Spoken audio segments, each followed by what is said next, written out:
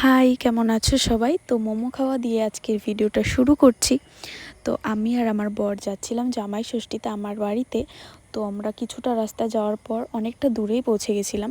তো সেখানে থেমে একটু মোমো খেয়ে নিচ্ছিলাম।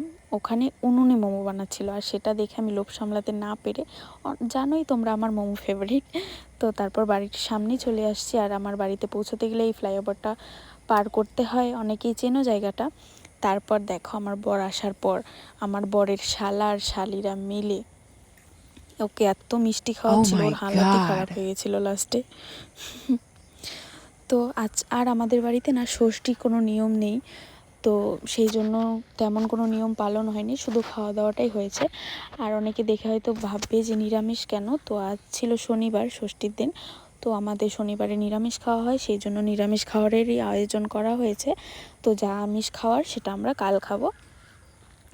আর মেনুতে ছিল ফ্রাইড রাইস, পনির, পটল পোস্ত, যা যা ভাজি থাকে টুকটাক, পায়েস ছিল, আর রাতে পিঠেও হবে, নানান রকমের মিষ্টি ছিল, দই ছিল। তো আমার তো খুবই ভালো লেগেছে।